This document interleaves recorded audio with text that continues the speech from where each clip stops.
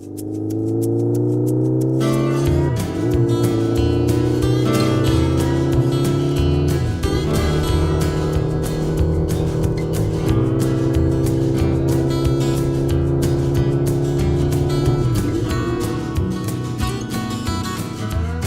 motards et motardes, bonjour. Je voudrais aujourd'hui partager certaines expériences que j'ai dans le domaine de la prise de vue vidéo, des vidéos à moto. Vous voudrez peut-être garder des souvenirs de vos prochaines virées, que ce soit seul, en couple ou en groupe. Donc ça peut intéresser certains d'avoir des informations. Alors j'ai pas la prétention de tout connaître dans le domaine, je suis absolument pas un professionnel. Il se trouve que j'ai fait un certain nombre d'essais depuis quelques mois, notamment avec notre ami Serge à l'association Moto2 81. On a validé un certain nombre de solutions et je voulais vous en faire part aujourd'hui, voilà, uniquement pour partager ça avec vous. Donc je vais aborder 3 points essentiels aujourd'hui, qui vont être les questions du matos, le matériel, qu'est-ce qu'il faut utiliser comme matériel, impérativement, qu'est-ce qu'il ne faut pas utiliser, qu'est-ce qu'il ne faut pas acheter. Je vous dirai ce avec quoi nous aujourd'hui on fait les prises de vue.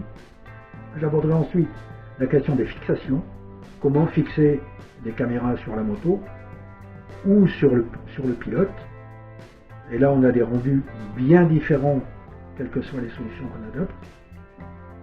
Donc que ce soit pour les prises de vue vers l'avant de la moto, les prises de vue vers l'arrière de la moto, par exemple vous filmez votre groupe, vos potes qui sont derrière vous, qui vous suivent, ça peut faire des souvenirs sympas. Les prises de vue latérales sur la moto, ça peut être sympa de faire des plans de coupe, si ensuite vous faites un montage, ça fait des vidéos quand même un peu plus animées. Et puis j'aborderai également aussi la prise de son. Alors le problème de la prise de son sur des motos, une moto, il y a des filets d'air, il y a de l'air qui passe de partout, les caméras ne sont absolument pas adaptées à faire une prise de son de qualité. Si vous voulez ensuite faire un petit montage sur ordinateur par exemple, eh bien je vous indiquerai comment moi je procède de façon à enregistrer le son, notamment le bruit du moteur, pour se retrouver vraiment dans l'univers de la moto. Et puis en option, on verra comment utiliser, quand on emmène des petites caméras avec nous, on verra comment les utiliser pour faire des plans sympas lors de visites, ou si vous voulez garder des plans par exemple de paysage. Voilà. Alors on passe tout de suite au matos. Au matos, ça va commencer par les caméras. Les caméras, choisissez obligatoirement des caméras stabilisées. Je vais vous montrer tout à l'heure, ça sera à la suite de la vidéo, à la fin, je vais vous montrer ce qu'on obtient avec des caméras qui ne sont pas stabilisées. Bon, franchement, vous achetez ça sur des rayons de supermarché, il y a un packaging attirant, un footballeur, des surfeurs, vous avez une belle boîte, hein, c'est vendu comme étant caméra sport, mais c'est des caméras sport qui ont une qualité d'image qui n'est pas trop mauvaise finalement. Sauf qu'il ne faut pas qu'elles bougent. Parce que la moindre vibration, la moindre trépidation, vous allez avoir quelque chose qui ne sera pas regardable, qui va vous mettre à la tête, et vous serez très vite déçu, quoi. Donc ne plongez pas sur n'importe quel achat d'envie ou de fantasme là, acheter une caméra pour filmer sur la moto. Personnellement, c'est une erreur que j'ai fait au départ. Bon, j'apprenais, hein. C'est une erreur que j'ai fait au départ. Finalement, bon, ce style de caméra que vous allez trouver chez Leclerc, l'image est correcte, elle est sympa, il y a des options, oui, d'accord, mais vous ne pourrez absolument pas utiliser ça sur une moto, ni sur quelque chose qui bouge, à part peut-être dans une voiture. Mais ça s'arrête là. Voilà. Au niveau caméra, nous, ce que nous avons fait, nous avons sélectionné des caméras de la marque Crosstour. Je ne fais pas de pub, hein, mais on a essayé ces caméras parce qu'il y a un certain nombre de caractéristiques qu'on avait définies, que ce soit au niveau des choix de menu de résolution, et surtout, mais surtout, ce sont des caméras qui sont stabilisées. Il y a un stabilisateur électronique à l'intérieur qui fait que même lorsque vous avez des vibrations ou des trépidations, dans certaines limites évidemment, ça sera complètement transparent à la finale puisque le système corrige automatiquement tous ces mouvements qui apparaîtront à l'écran. Et vous aurez une vidéo qui sera fluide, ce qui est très important. Donc ces caméras Crosstour, nous on a on a sélectionné 2 modèles. Hein. Bon, on est allé sur la zone, hein, je ne vais pas vous faire de secret. On a sélectionné deux modèles qui sont la CT 9005 et la CT 9007. Les qualités d'image sont identiques, sauf que la 9007 a un petit gadget un peu intéressant qui est un bracelet télécommande qu'on peut mettre au guidon ou qu'on peut fixer sur la moto, et ce qui fait que lorsqu'on a un site intéressant ou une séquence intéressante à tourner, il suffit d'appuyer sur le bouton et pour enclencher la vidéo, on appuie sur le bouton et ça l'arrête. Alors ça c'est intéressant, on a le feedback lorsque la caméra est installée sur le côté du casque, parce que lorsqu'on enclenche la caméra, elle bip. Donc on arrive à l'entendre, sous réserve que vous ne rouliez pas à 150 km/h, hein, parce que là, ça ne marchera pas. Mais on a un bip qui permet d'entendre que la prise de vue est enclenchée. Donc là, c'est quand même assez sympa au niveau du confort, au niveau de l'économie de la batterie et au niveau de l'économie de la carte SD, de la carte mémoire. Nous, on a sélectionné ces caméras, on a essayé. Hein. Si ça ne nous avait pas convenu, c'était très simple, hein, vous connaissez la règle. Le produit ne convient pas lorsqu'on le reçoit, on remet tout dans la boîte, dans les 48 heures ou dans les 2 semaines qui viennent, on renvoie tout à l'envoyeur, on est remboursé, basta, terminé, on passe à autre chose. Bon. Il se trouve qu'aujourd'hui on a 4 caméras de cette marque qui fonctionnent de façon relativement fiable. On a essayé dans différentes dispositions sur les motos, ça fonctionne bien. Donc ça, voilà, moi je partage. Mais vous avez peut-être aussi des caméras, vous allez trouver peut-être des caméras tout aussi performantes. Hein. Simplement, celle-ci, pour le quart du prix d'une Sony ou d'une GoPro, bon, franchement, nous on ne tourne pas en 4K, on tourne à 1080 à 30 images secondes. Ça permet de ne pas trop consommer de mémoire non plus. Et franchement, c'est un excellent rapport qualité-prix que nous on a adopté. Bon, voilà, au niveau du matos, jusque-là, c'est pas très compliqué. Alors, au niveau des fixations, vous verrez tout à l'heure comment j'ai fait un certain nombre de fixations sur les motos. Alors, il y a des trucs à éviter. Toutes ces caméras sont fournies avec des fixations pour le guidon, des fixations clipsables, toutes compatibles avec le système GoPro qui en fait est à l'origine de la caméra sport, faut pas se faire d'illusions. Ils ont créé les références, donc tout le monde s'est adapté derrière. Donc vous avez des accessoires avec des bras articulés, vous pouvez faire ce que vous voulez aujourd'hui. Les prises pour les guidons, vous voyez, vous pouvez mettre sur le guidon, sur une poignée de passager arrière, si la poignée le permet. Moi j'utilise également des petits montages comme ça que j'ai fait, qui permettent une orientation de la caméra lorsque par exemple elle est sur le casque. Bon. Voilà, là il n'y a rien de bien compliqué. Je vous montrerai tout à l'heure exactement ce que j'ai fait, ce sera la suite de la vidéo. Alors dans les choses qu'il ne faut pas utiliser, alors il y a des caméras, ces caméras Cross Tour notamment sont fournies avec un système de pince crocodile comme ça, hein, sur lequel on vient fixer la coque de la caméra. Bon alors ça j'ai essayé, sincèrement, non, bon ça tient pas, c'est pas valable. Autre chose que je ne vous conseille pas, moi j'avais essayé également dans mes débuts, c'est ce genre de truc, c'est un bracelet, hein, un bracelet qui permet de clipser une fixation de caméra. Vous mettez ça par exemple à votre poignet avec le boîtier. Bon voilà, et vous êtes à moto, alors vous avez vite compris que avec les vibrations de la moto, le vent et ainsi de suite, vous allez avoir la caméra qui va bouger dans tous les sens. Bon, autant l'idée était bonne, peut-être que quand on fait du ski ou autre chose ça peut marcher. Moi à moto, voilà, donc j'ai acheté ça pour rien. Donc ça je vous déconseille de plonger aussi dans ce genre de truc. Ça ne marchera pas. Ensuite, au niveau des boîtiers des caméras, vous avez essentiellement 2 types de boîtiers. Un boîtier qui est étanche ou non étanche avec des lumières dans la vitre arrière comme ça. Bon, ces boîtiers,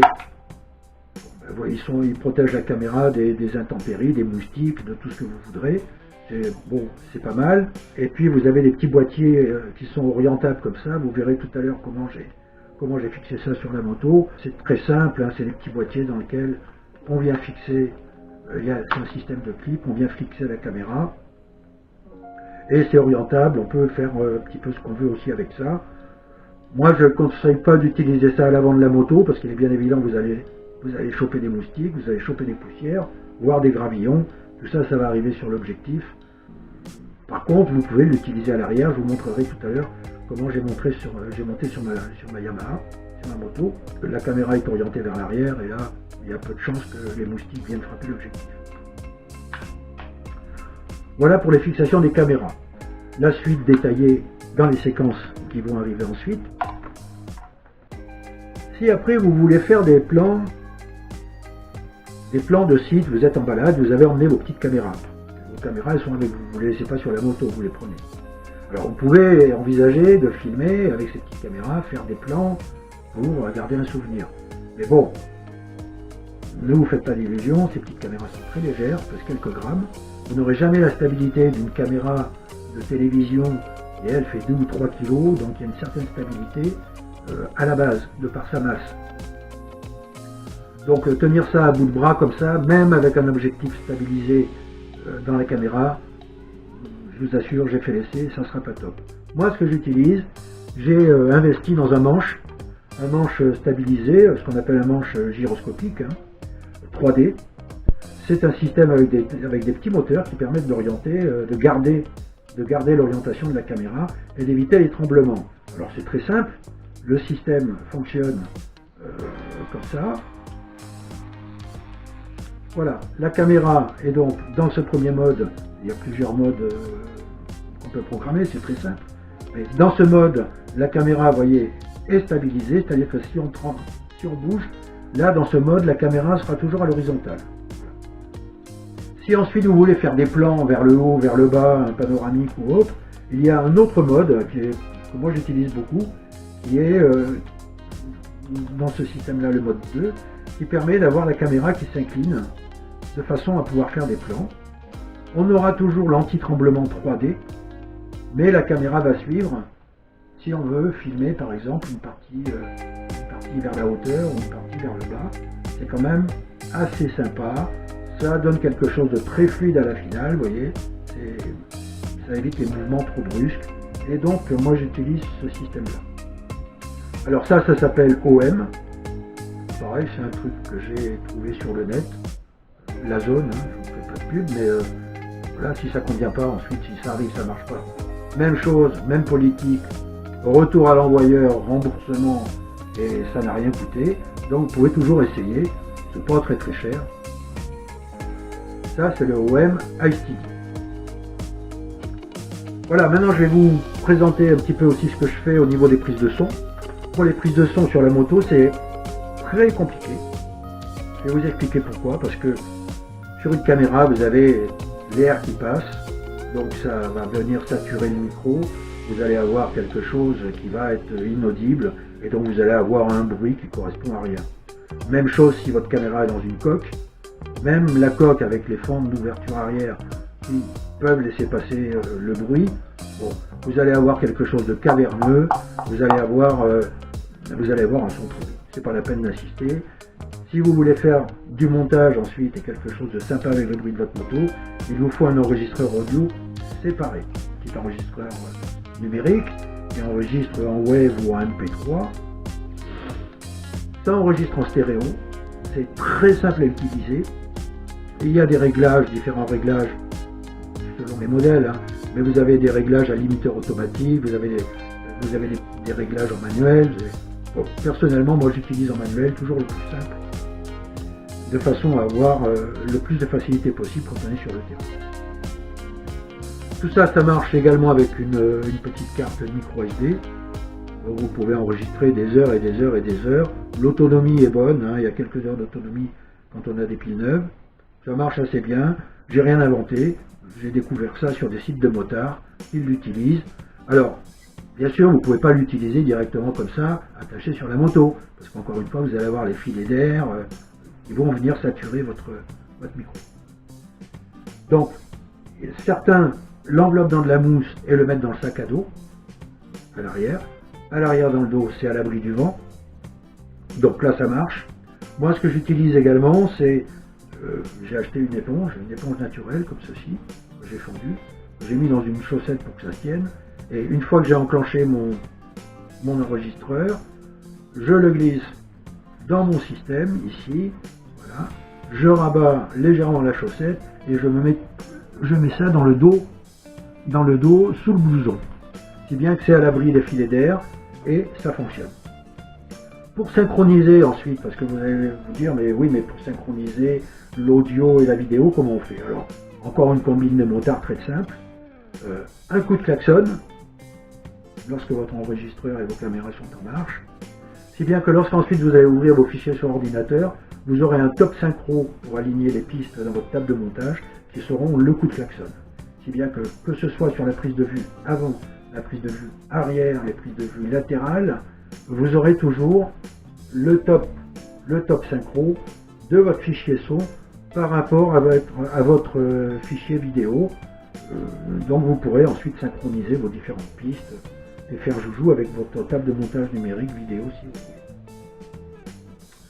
Voilà, je vais maintenant passer les différentes clips que j'ai fait pour vous montrer ce à quoi on arrive.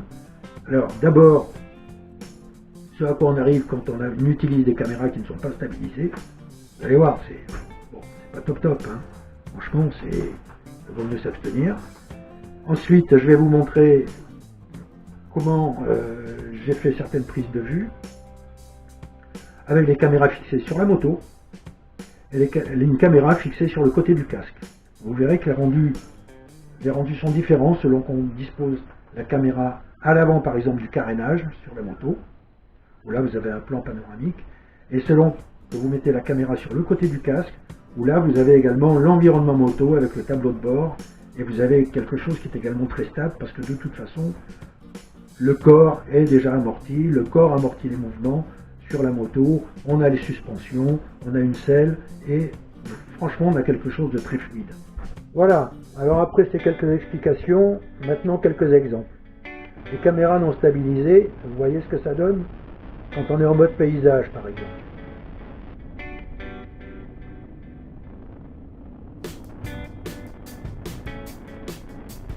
Vous avez également, là je suis en mode reportage, je tiens ma petite caméra au bout du bras. Alors par contre, ces caméras, elles peuvent apporter un effet dynamique intéressant quand on les utilise en mode rapproché. Par exemple, si vous voulez faire un plan sur le pilote pendant la conduite, voilà ce que ça donne. Je pense que ça apporte un petit côté dynamique quelque part, je trouve assez sympa. Ensuite, les caméras stabilisées.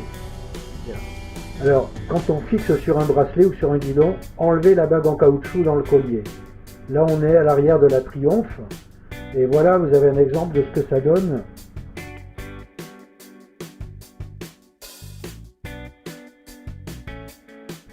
Alors, vous voyez que la stabilisation est vraiment très bonne, hein. Alors, autre exemple à l'arrière de ma Yamaha, j'ai fixé sur le support du Givi avec une petite équerre en métal. On va voir ce que ça donne également sur une route, une petite route, franchement assez bosselée. Et si on repère sur la ligne d'horizon, vous voyez, bon, c'est quand même pas mal. Idem sur une route nationale, là, où on a une stabilisation qui est quand même assez sympa. Ensuite, les caméras, on peut les monter sur le carénage à l'avant.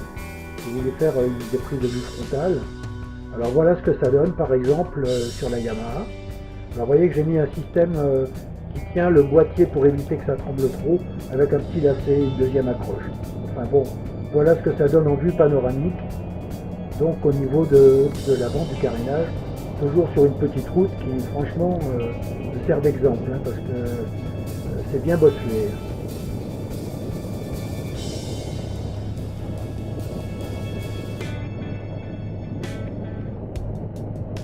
Alors il y a un autre moyen de faire des prises de vue frontale, c'est quand on fixe la caméra sur le casque à l'aide d'une patte adhésive.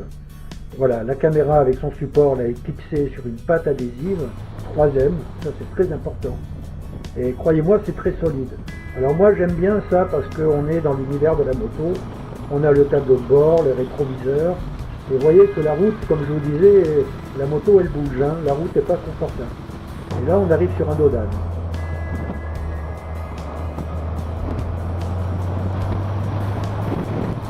Ensuite, je vous parlais du manche stabilisateur en 3D pour faire des prises de vue genre reportage, si vous voulez filmer des sites intéressants par exemple, pour éviter les tremblements et bien stabiliser les images.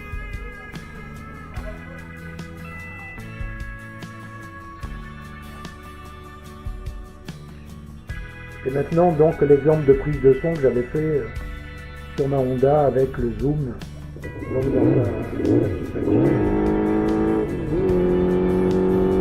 voilà, là on est bien dans l'univers de la moto. Bon, tout ça c'est sympa parce que le son des caméras encore une fois n'est absolument pas.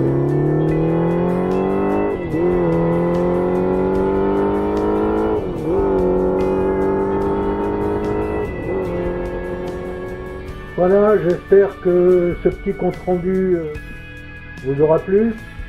N'hésitez pas à nous rejoindre dans nos prochaines virées, vous serez peut-être allé voir la star du moment sur votre moto ou en tant que passagère. Je vous dis à bientôt, au revoir et bonne route.